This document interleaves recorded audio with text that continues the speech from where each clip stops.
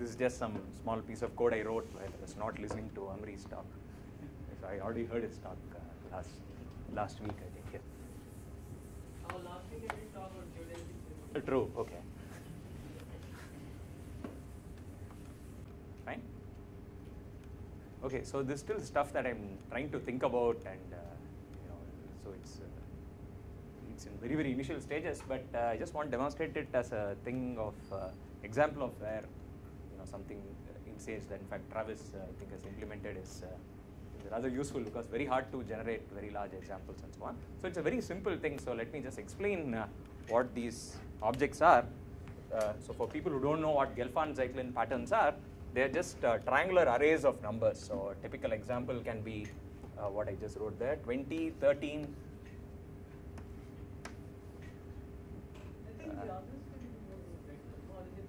Other side is probably better. Yeah. No, I think for you guys, for us this is better. Yeah, it's better for them. It's okay. This is fine. Yeah. So you should repeat the same thing on the other side. No, it's fine. It's fine. Okay. No. Stick to the standard convention of this. So 20, 13, 8, 3. So those are those 4 numbers which I wrote there. It's a triangular array of numbers which has one given last row. So here are 4 numbers I wrote down. A Gelfand-Tsetlin pattern consists of, so you need to write few more numbers here. So I need to write say X, Y, Z, I don't know, 2 more here, just make something up, A, B, C. So it's a triangular array like this which satisfies certain inequalities. So what are the inequalities? And so all of these need to be integers. They need to be non-negative integers such that each of these fellows has to be, so for example, if you take the X, you need to have, so imagine there's this little triangle here, and 20 needs to be bigger than X, bigger than equal to X, and X needs to be bigger than or equal to 13. Okay, so there's an inequality there. Similarly, there is an inequality for each of these guys. Y is between 13 and 8, Z is between 8 and 3. Now A is between X and Y, B between these two, C between A and B. Okay, so it's just a solution. You can think of it as solutions of this set of inequalities, except you are also constraining these variables to be non-negative integers. Okay, so that's what a Gelfand-Tsetlin pattern is. These are things which occur, for example, when one studies the representation theory of GLN and so on, where they are in fact, there's a natural bijection of these guys to something that's somewhat more familiar, which is tableau, semi-standard Young tableau. So you can think of these as tableau. So I'll probably mention that in a second. It's there on the thing. But what is it that I want to do with these guys? So maybe we'll just throw in some notation here. So this last row, so let me just call these as lambda. So lambda 4, 1, 4, 2.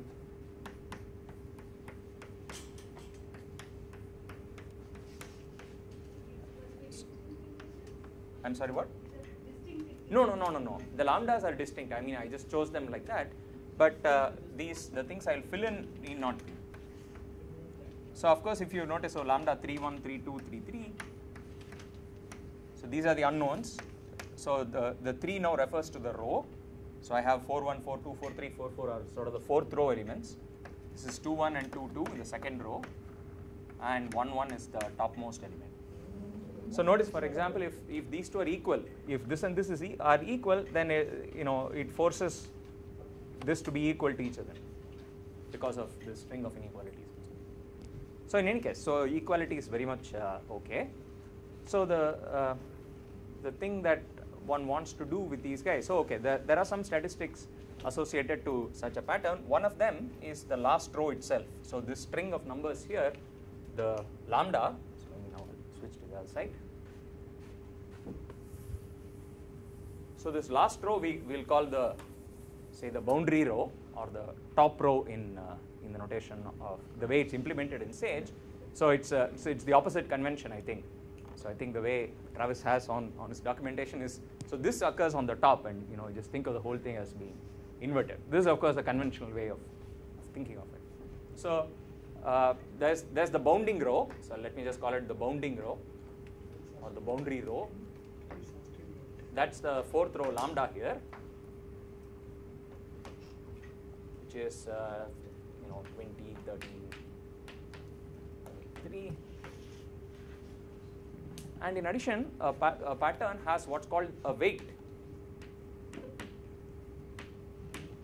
So these are both statistics associated to a Gelfand-Tsetlin pattern.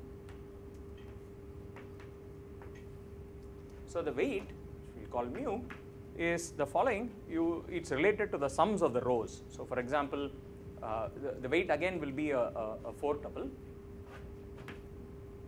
And these 4 numbers are, let's think of it as follows. This entry here is just the first row sum. So this is, let me just call it first row sum. The second entry is the second row sum minus the first row sum, and so on. So third row sum minus second row, and the last one is of course the fourth row minus the third row. Okay, so you have these two things. One is a boundary row, the other is a weight of a pattern. Now, what I want to do is, it's annoying. So let's look at all Gelfand-Tsetlin patterns of with a given boundary row and a given weight. Okay, so one wants to fix these two things. In representation theory terms, this is sort of like saying you want to study a certain representation, a fixed representation of GLN, say what we would call V of lambda. And in that representation, you would want to study a fixed weight space. So that's what fixing lambda and mu would mean. So I want to fix lambda mu. So like I said, in representation theory terms, it just means you are sort of looking at a fixed weight space of a given fixed representation, fixed weight space of a fixed representation.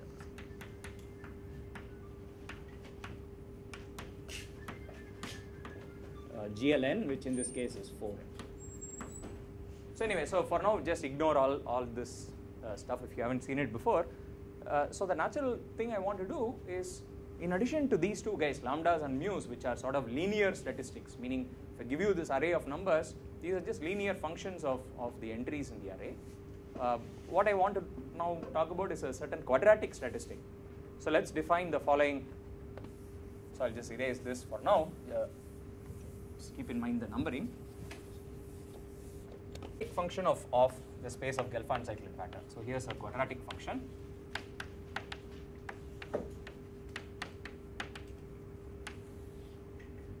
So by which I mean, so you do the following. Given a Gelfand-Tsetlin pattern, so recall. So here's a typical thing. So there's a pattern of this form. So let's say here's the ith row. There's an entry in the ith row and jth, what is the jth position. Now this guy is sort of it's straddled between two things in the preceding rows. So this is, say, the I-1th entry. Sorry, the I-1th row. This would be called the jth entry. This guy is the I-1th row, j+1th entry. So these are the two fellows that bound this number. Right? So for each entry in the Gelfand-Tsetlin pattern, we will form the following product. This difference, which is a positive number, non-negative number, times the other difference. So define the following thing. So I just call it the area of the Gelfand-Tsetlin pattern. So let's call this zeta. It's a Gelfand-Tsetlin pattern. The area of zeta is defined as follows. For each ij, you construct lambda I-1j minus lambda ij times lambda lambda ij minus lambda I-1 j+1. So it is this product, which is a non-negative, right? And then you sum over all possible i's and j's. So there is one such. So that now i's and j's sum over, let's see, I goes from, so in my example, n is 4. So there are 4 rows in all. So I have I goes from 1 to 3. So in general, 1 to n minus 1. Oh, you're using Sorry, I'm using Sage notation. Absolutely right. So I should have said. No, that is fine. No, I don't want to confuse overly. I mean, I've implemented it in Sage using Sage notation, but standard notation would have been I plus 1. I'm sorry. Both of these should have been I plus 1. I plus 1j, and this is I plus 1j plus 1. Is then I runs from 1 to n minus 1, right? And j, of course, runs from 1 to I suppose. Okay. In other words, you run it over all entries which are variables. The last row is of course fixed. The remaining entries vary. For each such entry, you form such a quadratic function. Okay. So we call this area just sort of because one thinks of this Gelfand-Tsetlin pattern. Given a Gelfand-Tsetlin pattern, you sort of imagine that at each node. So there are these two positive numbers. You think of those two guys as somehow defining a rectangle. You know, with sides being this is one of the differences, and let's say this is the other difference. So you can, I mean, just another way of thinking of the same thing. You can replace this set of data by, you know, another set. Sort of like a change of variable, where I replace the actual entries of the Gelfand-Tsetlin patterns by these differences. Okay? But then the differences will have to satisfy some compatibility conditions and so on. So this is sort of coming from somewhere, which I probably mentioned towards the end. So you form the area function, right? So far so good. So then the natural question is the following: consider all Gelfand-Tsetlin patterns of bounding row lambda and weight mu. So we'll take, so let me call it GT lambda mu. So bounding row lambda weight mu. This is sometimes called the Gelfand-Tsetlin polytope. Okay. So when you say polytope, you also allow those variables to take real values, for example. Okay. So one could also look, you know, sort of extend this definition and say you also allow your variables to be real, in which case you will get a polytope, and the integral points of the polytope would exactly be what we are calling Gelfand-Tsetlin patterns. So in a sense, you can think of, on this polytope there is this quadratic function area. So the function of course makes sense for any, even if you have real entries. So there's this quadratic function, and sort of the question is, what sorts of values does it have? You know, what can one say about this function? So that's something that we've been interested in for a little while now.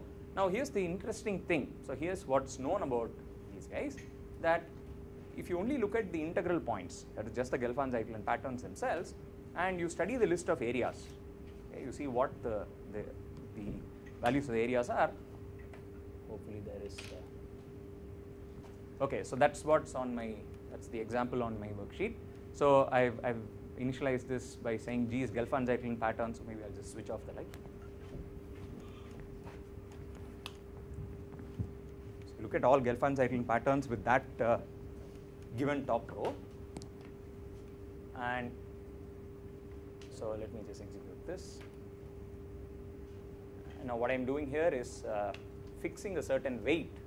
So the weight, again, it's a inbuilt method of this class which Travis has implemented. It's just g dot weight. If the weight is, so here I've picked a weight which is all 11s. So observe that the weight has the following property, that the sum of the entries of mu and lambda are the same. Okay, so that's a compatibility condition, just because of the way it's defined, for example. First row, second row minus first row, and so on. It's a telescoping sum, right? So for example, both add up to 44 in this example. So I just pick something. So what I have in the second cell here is just the set of all Gelfand-Tsetlin patterns of that given weight. So that's my GT lambda mu, except I'm only looking at integral points. And so here's the length of the list. It's 144 long. So the weight space that I'm talking about is a 144 dimensional weight space. So okay, let's ignore this. So now here's the area function. Just maybe not the most optimal way of writing this, but nevertheless I have just physically run I and j over this entire list with the Sage convention, and just computed the area. So this function area there will actually calculate the area of a given Gelfand-Tsetlin pattern. And so then here's the interesting thing. So one can of course also, so let's run this. So one could, so let me see, see what's.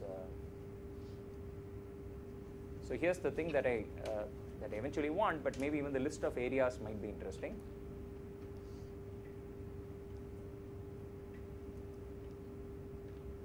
So I want to say, let's look at all the areas of area GT of G for G this list.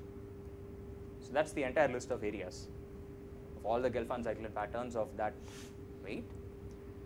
And so here's the interesting. It's a long list, but the largest number. So what's the maximal area in this setup? It's 79. That happens to be the last entry for some reason. So I'm just looking at. So what I'm doing next is looking at the maximal area. So max area is just the maximal entry, and what I'm doing is just figuring out what are all the GT patterns which have maximal area. Yes. The tableau corresponding to the last line. That's what's on the screen. So here's what I'm doing there. So I'm just figuring out firstly which are all the G's which have that maximal area, right? So that's this list.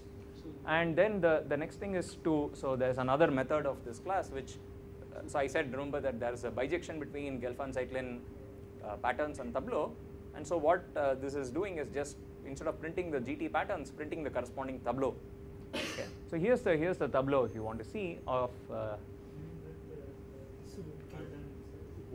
Can I print the pattern itself? Max This is what? Okay. Oh, Sudhita Kole. Oh, okay. Oh, I should ask you more about it. So here's one thing at least which was surprising. Maybe it's not. I don't know. To people who know more about this, that's a unique maximal area. So this area function seems to reach its maximum at a unique GT pattern, and so I mean it's not an accident of this example. It's true in general. One can prove it and so on. That this quadratic function reaches its maximum at a unique point. So that just thinking of it in terms of a function defined on a polytope and so on. So if you have a quadratic function on a polytope, there's no reason a priori for it to reach a maximum in a single point. And there could very well be, sort of imagine a parabola on a line segment and so on. There could be more than one point where it reaches its maximum. So that was somewhat surprising. But what maybe I want to still do with it. So like I said, all of this is still very much work in progress. So the question is, so firstly there's a unique guide, which means if you think in terms of the representation theory, it says for each weight there is somehow a distinguished tableau or a distinguished GT pattern or a distinguished fellow in that weight space. You can do this one for each weight, since you can get such a guide. So there are several natural questions. What can one say, for example, about tableau which correspond to weight spaces which are, say, while conjugates to each other? You get one representative in each place. Is there some, are they all, for example, conjugate under the while group? In terms, say, here when you say conjugate under the while group, you'll have to use, the notion of while group action on tableau or on crystals and so on. So in terms of that action. G dot tableau dot means just by G. I want to see the pattern Corresponding to this.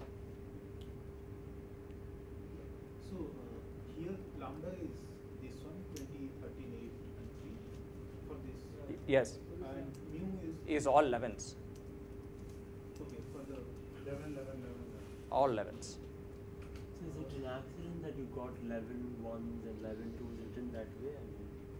No. That's the way. That's the way. 11 means there are 11 ones, 11 twos, and so on.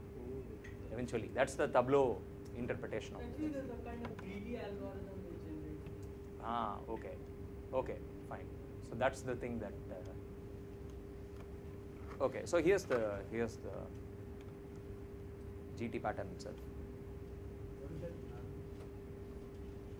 I don't know. Travis. Generating list. Oh, I see. If you did a for loop, Okay. you wouldn't get that. I understand. Okay, fine. Oh, instead of list, I should have. Okay.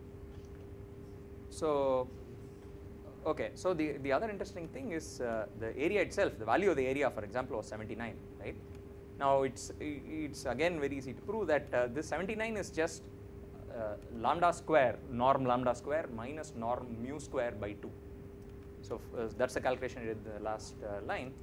It's so 2013-8.3, you know, the Euclidean norm square minus the norm square of all 11s is 158. So that by 2, half of that is always this maximum area.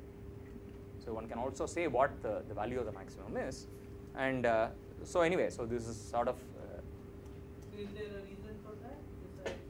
the reason why it is that. Yeah, there is. So that's the thing I just briefly say. So it sort of comes from, you can think of Gelfand-Tsetlin pattern. You can sort of decorate Gelfand-Tsetlin patterns a little bit more by thinking of it this way.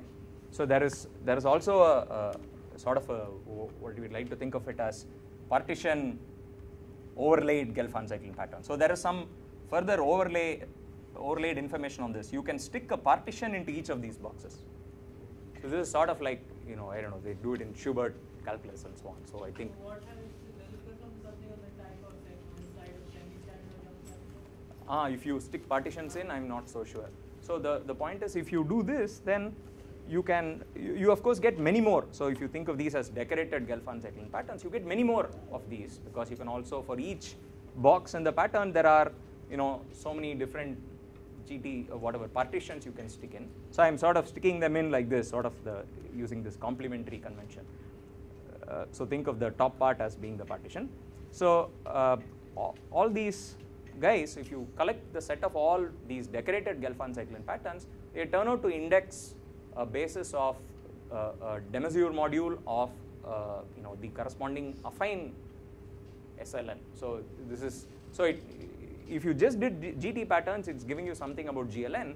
But if you did this, you get something about the affine version, the affine SLN, what's called the basic representation of the affine SLN, and it indexes a basis of a certain de Maizière module. And that's where the lambda comes in. So the lambda is sort of the while group. It's related to the while group element that you need to define the de Maizière module and so on. So if you stick, so this is all work of Chari and Loktev and so on. So if you look at it in this sense, the area function sort of takes on a natural interpretation. It's sort of the, from the de Maizière, I mean, whatever the lowest weight vector, it's, how far you can get along a string, what's called a delta string and so on. And the farthest you can go will always get you to a while group conjugate of the highest weight and so on. So that weight space is always one dimensional as a consequence of that. So I mean, this is sort of how we looked at this. There must be more elementary ways maybe of showing that this area function reaches a unique maximum and so on. So other natural questions here are there other quadratic functions which have such similar properties? Extending this thing, is this somehow special only to this one and so on? Okay, anyway, so that's sort of what